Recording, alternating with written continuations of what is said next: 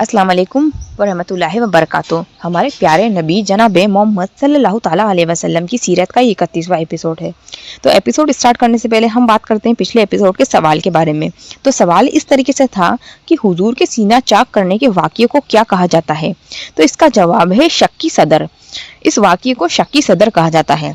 अब हम स्टार्ट करते हैं एपिसोड नंबर 31। जब हमारे नबी की उम्र मुबारक 6 साल की हो गई तो हमारे नबी की वालिदा का इरादा हुआ कि वह अपने शोहर अब्दुल्ला की याद वफा में मदीना जाकर उनकी कब्र की जियारत करें। चुनांचे वो अपने बच्चे मोहम्मद और खादिमा उम्मे अमन और अपने सरपरस्त ससुर अब्दुल मुत्तलिब को साथ लेकर मक्का से 500 किलोमीटर का सफर तय करके मदीना पहुंचे। वहां पर अपने शोहर की कब्र मुबारक की जियारत की और 1 महीने तक कयाम किया।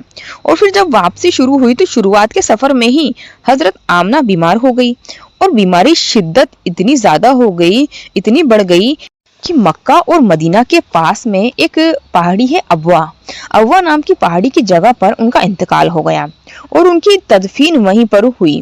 बूढ़े अब्दुल मुत्तलिब अपने पोते को लेकर मक्का पहुंचे। इनका दिल इस यतीम पोते की मोहब्बत से जज्बात से तप रहा था।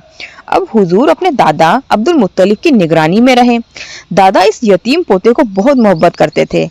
अब्दुल मुत्तलिब के लिए खाने काबा के साए में फर्श बिछाया जाता था और इनके सारे लड़के फर्श के इर्द गिर्द बैठ जाया करते थे।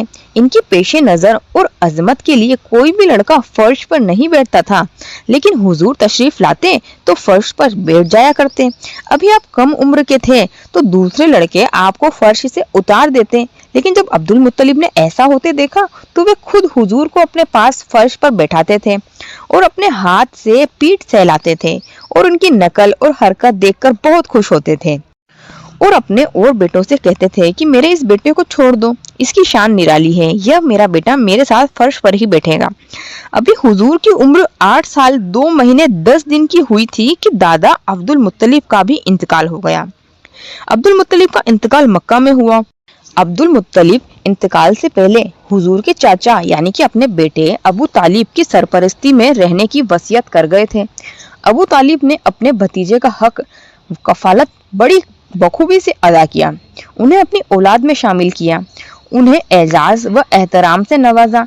40 साल से ज्यादा अरसे तक उनको कुव्वत पहुंचाई और हुजूर के ऊपर अपनी सरपरस्ती का हाथ रखा।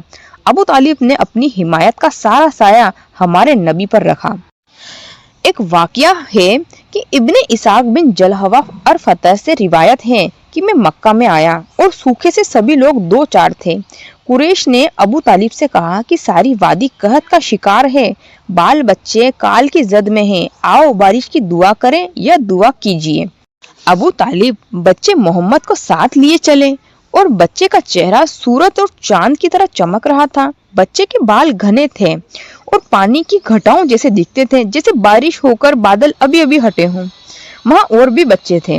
अबू तालिब ने बच्चे की उंगली पकड़ रखी थी और पीठ काबे से टेक दी और इस वक्त आसमान में बादल का एक टुकड़ा भी न था।